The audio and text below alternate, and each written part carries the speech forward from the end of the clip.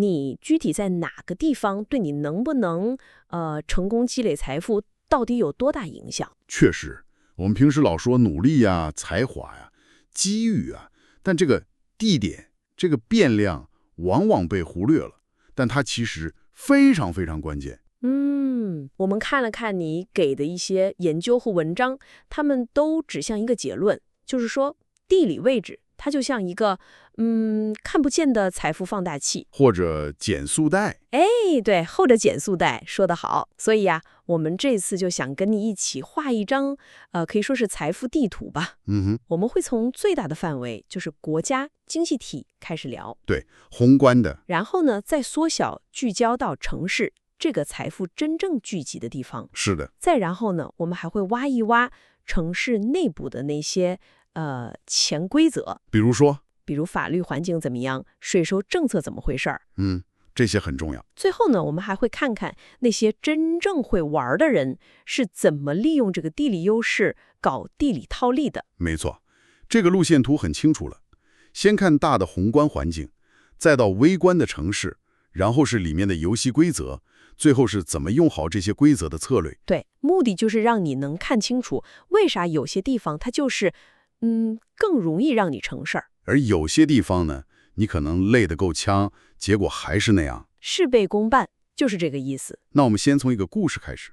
你给的材料里那个阿凯和阿哲啊，对，那个例子挺典型的。想象一下嘛，10年前，两个朋友都做快递电商，拿的货源都差不多，起点类似。阿凯呢去了深圳，现在公司据说一年利润几百万了。不错。阿哲呢就留在了老家一个小城市，试了几年，最后还是关门了，改行了。你说这真的是能力差别那么大吗？我觉得很大程度上可能真不是能力问题。那是啥啊？关键就是那个位置带来的东西太不一样了。深圳意味着什么呢？你想想，深圳那是什么？供应链就在那儿，信息满天飞，想找投资可能下楼就能碰到 VC， 那个商业氛围，就是那个生态。对。而在那个小城市呢，可能你想找个懂行的运营都费劲，更别说融资了。对，还有对接国际资源什么的，那更是难上加难。这种地理上的差异，很多时候它不明显，但影响是决定性的。好，那我们就按你说的路线图，先从最大的宏观地图开始。行。为啥说选对了经济体，就像是搭上了一部往上走的电梯？这个比喻很形象。你想，最极端的对比，你要是在硅谷开个科技公司，跟在那个委内瑞拉的加拉加斯开，那结果能一样吗？哈哈，就比会是有点极端，但也特别说明问题，是吧？在硅谷，机会多，能接触到顶级的风投，网络稳定的你都感觉不到它的存在，你的客户也愿意为好东西付钱。但在加拉加斯呢，就像材料里说的，你可能大部分精力都得用来对付那个恶性通胀，还有动不动就停电。挣钱的速度赶不上印钞票的速度，不是贬值的速度。对，就是那个意思。这种环境能活下来就不错了，别说发展了。数据也挺吓人的，全球那些百万富翁分布也太不均匀了。是的，美国有差不多2300万人，比德国、英国、日本、法国这几个加起来还多。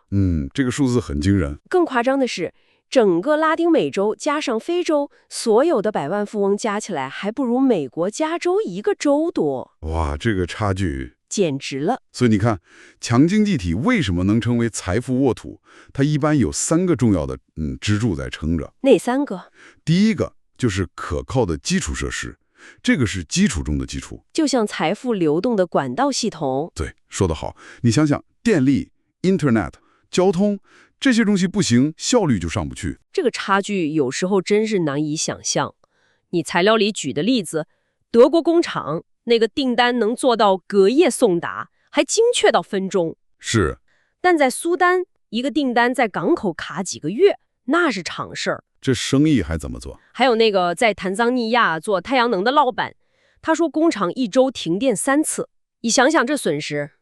没法稳定生产。而他在苏州那个分厂，几年都没停过1次电，这个稳定性的差别太大了。对，这是第一个支柱，基础设施。第二个支柱呢是市场，而且得是有支付能力的市场。这个是企业的氧气。没错，光人多没用，关键得有人买得起你的东西。全球大概80%的消费其实就集中在大概20个国家。这点很重要。你看，在旧金山，一杯咖啡卖$7，大家觉得挺正常。但在孟加拉国，大部分人一天生活费可能都不到$2。是的。你想在海地、苏丹那种地方卖一瓶$10的洗发水，那多难啊！对，所以你选经济体，其实在很大程度上，你就在选你的目标客户和市场天花板了。明白了。那第3个支柱呢？第3个是资本，就是钱从哪儿来的问题。创业的燃料。对，不管是刚开始启动，还是后面想做大，你都需要钱。银行贷款啊，风险投资啊，或者上市融资啊。你看美国，去年光风险投资总额就超过$2500亿。在硅谷，一个初创公司拿个几百万美元的种子轮，相对来说不算什么登天难事儿。但在很多地方，在很多发展中经济体，别说 VC 了，你可能连银行贷款都很难拿到，就算拿到了，那个利息也可能高得吓人。所以啊，这么看下来，选经济体好像是有个潜规则。可以这么说，就是强的经济体，整个系统在帮你，你就可以专心做你的事儿。对，让你省心。弱的经济体呢，你就得花好多精力去跟那个系统较劲儿，内耗太严重了。就是这样。中等经济体，比如像墨西哥、波兰这些，有机会，但可能那个天花板会低一些，成功的难度也更大。这个系统环境的力量，最极端的例子是不是就是那个朝鲜半岛？对，这个例子非常有说服力。同一个民族，文化起点都差不多。韩国选择开放，搞全球贸易，搞创新，出了三星、现代。世界级企业。朝鲜选择封闭，那经济就大家都看到了，完全是2条路。制度和环境的选择，真的决定了命运。好，那我们明白了，宏观经济体很重要，得选个上升电梯。对。但问题又来了，就算你选对了国家，比如你在中国或者在美国，是不是随便找个地方就行了呢？好像也不是。肯定不是。为什么我们很难想象，在阿拉巴马州的哪个村子里能搞出来一个1万亿元市值的公司，对吧？但在硅谷或者华尔街，这种事好像就听起来不是那么天方夜谭。这就带我们到了第2层地图了，微观城市层面。城市？对，一个可能有点残酷的现实是，财富不是均匀分布在一个国家里的，它是高度集中在少数几个核心城市的。你说的那个10成定律？没错，全球超过1半的亿万富翁，就是身家超过1亿美元的那些人，只住在区10个城市里。哪10个？大概说说。比如纽约、旧金山湾区、伦敦、北京、上海、深圳等等，这些城市就像巨大的财富磁铁。哇，这个定律听起来有点让人觉得，机会是不是太集中了？现实就是这样。那为什么城市能这么吸金呢？核心就是它通过资源浓缩，极大地加速了财富创造。这里面有3个关键原因。第一个是生态系统。这个我好像有点感觉，就是你需要的东西它都在附近。对，你想在硅谷搞 AI， 斯坦福的大学就在那儿，源源不断给你输送人才。周边全是顶尖的芯片公司、软件公司，隔壁街儿可能就是最有名的 VC， 潜在的大客户也可能就在附近。人才、技术、资本、服务、市场全都齐了，形成一个闭环，互相促进。但在一个小地方，你可能光是想招一个靠谱的 AI 工程师，都得找半天。这倒是。那第2个原因呢？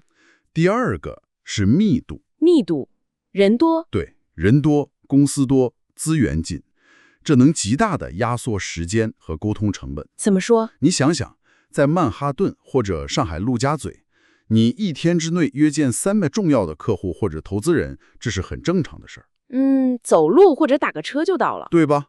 但你要是在一个地广人稀的地方，可能见1个人就得跑大半天，甚至要出差好几天。材料里那个深圳华强北的例子，那个很生动。电子零件坏了，下楼转一圈，半小时就能买个新的回来换上。对，要是在个偏远县城，可能得等3天快递。那这3天，你的生产线可能就得停着。在现在这种快节奏竞争下，这个时间成本差别太大了。确实。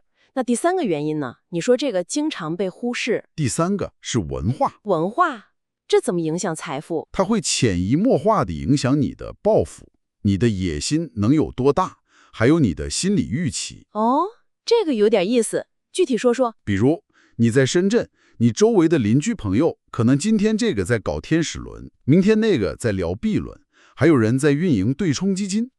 身边都是搞大事儿的人。对，你听多了就会觉得我好像也行，估值10个亿这种话听起来好像也不是那么遥不可及。环境会拔高你的目标感。是的，但在一个比较保守的小镇镇呢，可能大家觉得能开个当地最大的超市，或者搞个汽车经销店，就算是非常成功了。成功的标准不一样。而且万一创业失败了，在小地方可能觉得特别丢人，压力很大。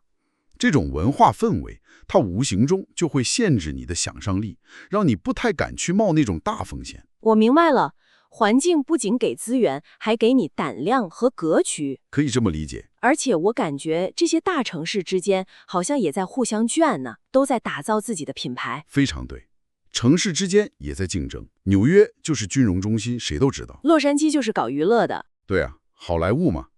迪拜呢，就是免税、奢华。新加坡就是高效、安全、轻商。一旦一个城市在某个领域站稳了脚跟儿，它就会形成很强的产业锁定效应，像滚雪球一样吸引更多相关的人才、资本聚集过来，形成壁垒。对啊，其他地方就很难再替代了。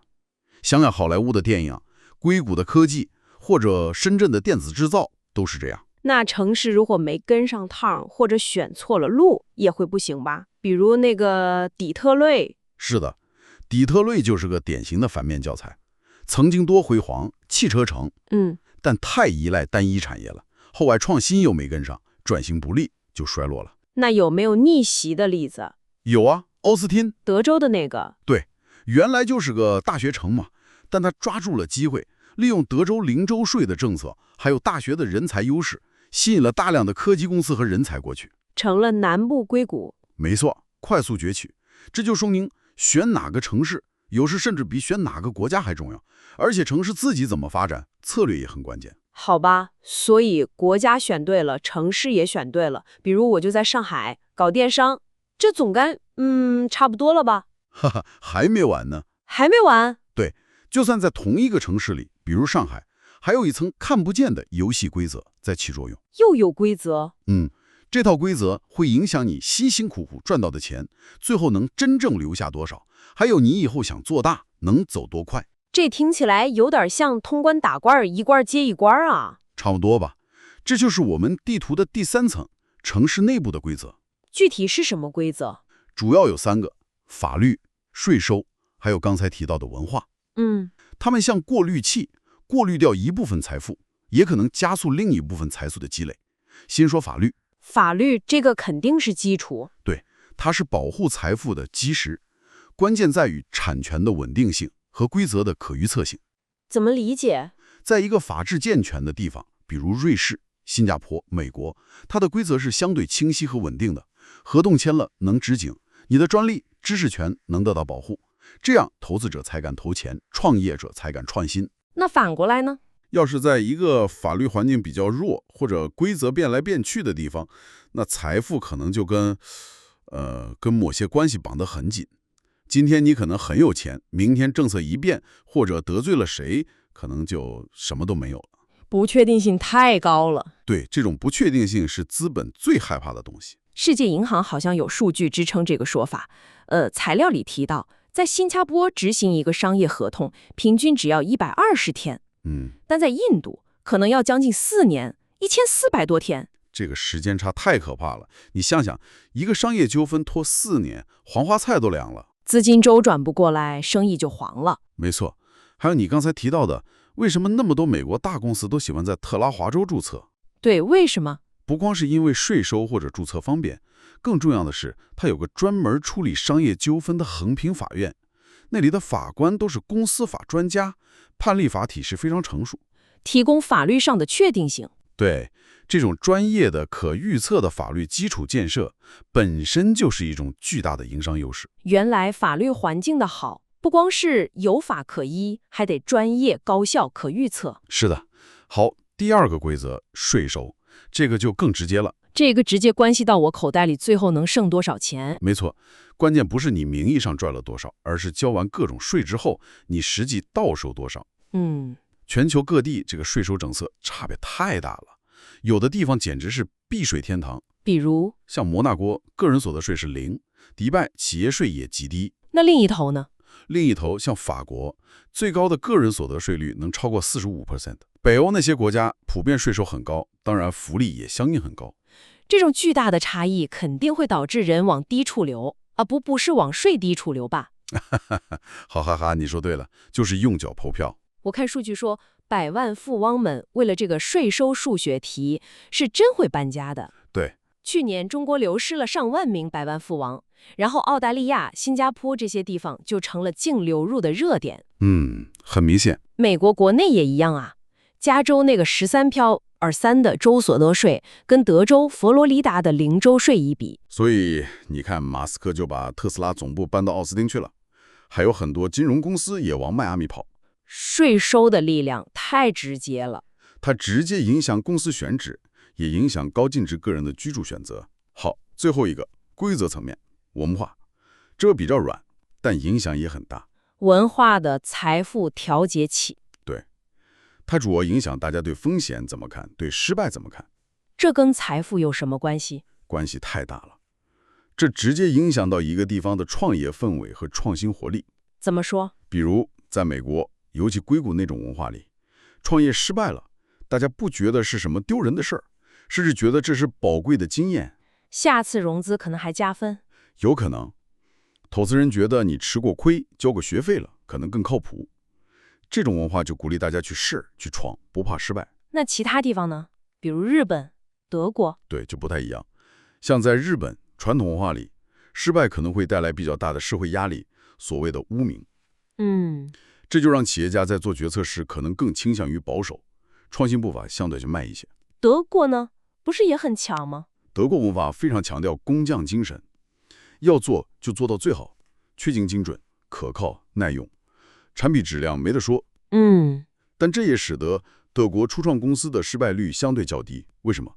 因为创始人往往倾向于在把握比较大，甚至几乎肯定能成的时候才敢放手去做。跟美国那种快速试错不行就换的风格很不一样。对，还有像以色列也是个很有意思的例子，创新很厉害。是的，因为他们独特的历史和环境，形成了一种叫 chutzpah 的精神，就是那种特别敢想敢干、不怕挑战权威的文化。所以创轰公司特别多。对，所以你看，法律、税收、文化这3个规则，确实能在同一个城市里，给不同的人或者不同的业务，画出不同的财富快车道和慢车道。那有没有靠改变规则就改变了整个地方财富命运的例子？当然有，爱尔兰就是个超级经典的案例。怎么说？它原来是欧洲比较穷的一个国家，后来就把企业所得税率降到了非常有竞争力的12.58%。效果呢？效果惊人，吸引了像苹果、谷歌、Facebook 这些跨国科技巨头，把欧洲总部都设在那里，一下子就从欧洲穷小子变成了凯尔特之虎，欧洲的科技中心之一。哇！还有爱沙尼亚，他搞了个电子居留权。这个我知道，就是你人不在那儿，也能在线上注册和管理一家欧盟公司。对，这一下子就吸引了全世界的数字游民和互联网创业者，把它变成了一个数字经济的热点。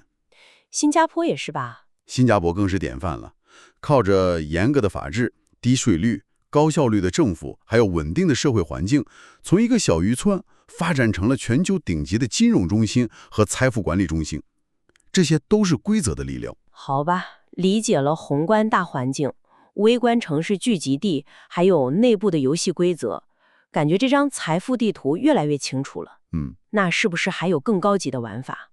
我注意到很多那种真正的有钱人，他们的生活和事业好像都是固定在一个地方的。没错，这就到了我们地图的第4层，也是最高阶的一种策略——地理套利。地理套利听起来很高大上。说白了，就是聪明地利用不同的地方的优势和劣势之间的差异。在全球范围内，组合配置你的资源，最大化你的财富效率或者安全性。怎么组合？比如说，你可能住在一个生活成本低、环境友好的地方，比如 A 地。但你的主要收入可能来自另一个高收入的市场，比如 B 地，通过远程工作或者在建业务。对。然后你的公司可能注册在一个税收特别优惠的地方，比如 C 地。你的钱呢，又投资在全球不同的市场，分散风险，比如 D、E、F 地。哇，这听起来是有点复杂，感觉像是马斯克、比尔盖茨他们在玩的游戏。顶级富豪确实是把这个玩到的极致。你看马斯克，人住美国，但特斯拉工厂全世界开，公司主体可能注册在特拉华。盖茨基金会的投资也是全球撒网。对，但其实地理套利的核心逻辑，利用差异化，并不是只是顶级富豪的专利，普通人也能用。对，他的思路在不同层面都可以借鉴。有几种比较常见的玩法。第一种现在特别火的低成本生活 plus 高收入工作，就是数字游民模式。这个我听说过，就是比如说我给美国公司远程打工，挣美元。对。然后我人住在泰国清迈或者印尼巴厘岛这种地方，生活成本很低。没错，材料里不是说嘛，$1在泰国的购买力可能是洛杉矶的5倍，这个差价就是你的地理红利。哇，那生活质量可以很高，还能攒下不少钱。对，这能显著提高你的储蓄率和可支配收入。这是第一种。第二种玩法呢，是精明的选择公司注册地。这个刚才提到了，像特拉华州、新加坡。对，就是利用不同地方的税收政策和法律环境优势。比如你做跨境电商，公司主体可以放在新加坡或者香港，税比较低，法律环境也好。但我的团队可以在深圳，因为供应链成熟，成本也还行。没错。然后你的仓库呢，又可以设在离你主要客户近的地方，比如欧洲的荷兰或者德国，降低物流成本和时间。把不同环节放在最优的地方。对，这就是通过注册地和经营地的分离来优化税务和法律环境。第三种呢，是全球化运营，或者说供应链套利。这个在大公司里最常见，就是我们说的设计可能在米兰，生产放在孟加拉国，因为人工便宜，然后卖到欧美，因为那里价格高，利润足。对，还有像苹果手机，设计在美国，芯片可能来自韩国、台湾，组装在中国或者越南，然后卖到全世界，都是利用全球不同地方的成本和市场差异。这些听起来是大企业的玩法。那你说富人还有更高阶的？对，他们会进行所谓的资本、资产和身份的全球化布局。这个怎么理解？资本、资产、身份。资本层面就是不把鸡蛋放在一个篮子里，钱会分散投到全球不同的市场和资产类别。比如呢？比如一部分钱可能放在相对安全的瑞士银行，或者买点美国国债。另一部分可能投到增长潜力大的新兴市场，比如印度的股市，再配置点黄金什么的，用来避险。全球分散投资，对冲风险。对，然后是资产层面，就是在全球范围内找那些有增值潜力的地方，买入实体资产。比如买房子。对，比如以前很多人看好中国经济，就在中国买房。现在可能有人看好东南亚，就在新加坡、曼谷买公寓，或者像巴菲特那样去投资日本的优质公司股票，在全球寻找价值洼地。可以这么说。最后是身份层面，这个就更有意思了。那好几个护照？对，获取一个或者多个国家的居留权、绿卡或者护照。这有什么用？用处很多，比如方便全球旅行，说走就走，或者可以享受特定国家的教育、医疗资源。还有就是，更方便的做税务规划。像有些加勒比海岛国的护照，免签国多，税还低。对，还有美国的绿卡，能享受美国的教育和医疗。这些都是身份配置带来的好处。明白了，这就像是在全球范围内给自己打造一个超级多元化的人生投资组合。说得好，不光是钱，还包括房子、公司架构，甚至你和家人的身份。那么，这个地理套利的趋势未来会怎么样？普通人玩这个是更容易了，还是更难了？我觉得一个很明确的趋势是，技术正在不断的把门槛拉低。比如，你看现在这些远程协作工具 ，Zoom、Slack， 多方便。还有跨境支付，像 Wise 以前叫 TransferWise、PayPal 这些，个人之间或者跟小企业收付款，比以前容易多了。还有你说的那个爱沙尼亚电子身份，对，这些技术都在让个人和小公司更容易跨越地理的限制，去工作、去赚钱、去管理业务。那么未来的机会，新的财富增长点会出现在哪里？还是继续集中在那些老牌发达国家和核心城市吗？这个不一定了。一个很值得关注的趋势是，未来很多新的财富机会可能会更多的出现在一些主要的新兴经济体。哪些地方？比如印度、非洲的一些国家、东南亚，还有拉丁美洲。这些地方的吸引力在哪儿？好几个因素叠加在一起。首先是人口红利，这些地方通常人口结构更年轻，增长也快，这意味着未来的劳动力供应充足，消费市场潜力也大。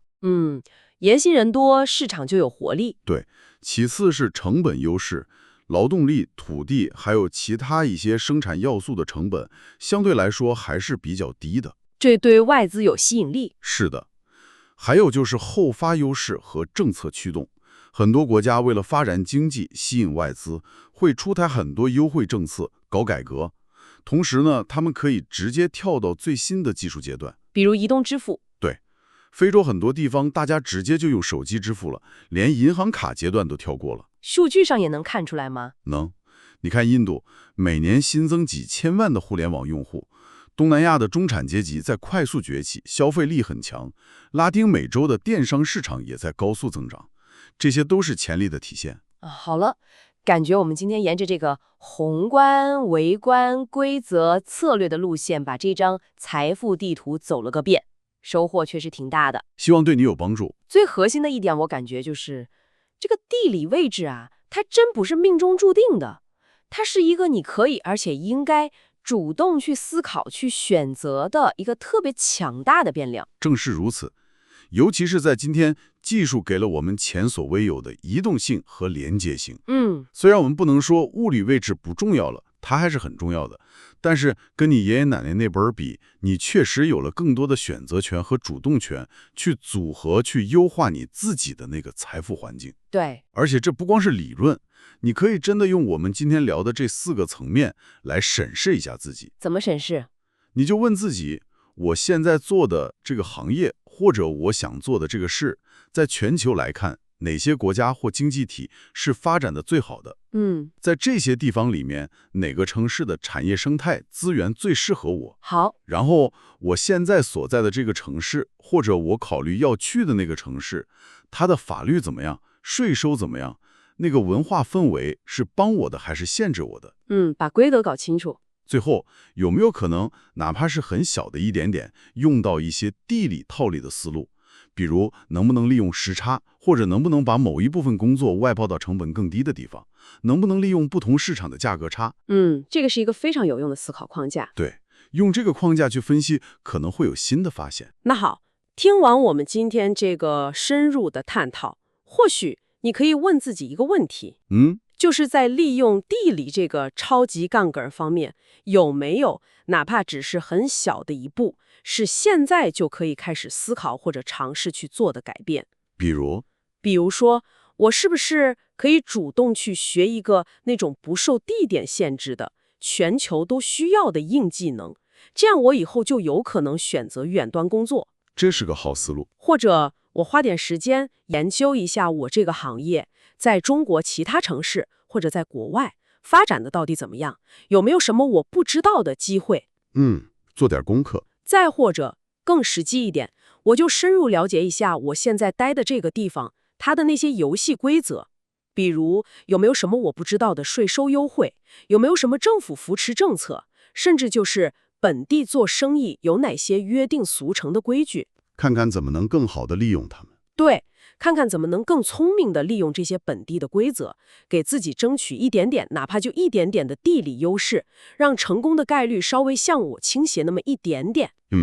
思考这些问题本身可能就会带来改变，它会让你用一个新的视角去看待你周围的世界和规划你自己的未来。没错，非常感谢你的收听，希望这次的探讨能给你带来一些启发和思考。下次再见。下次再见。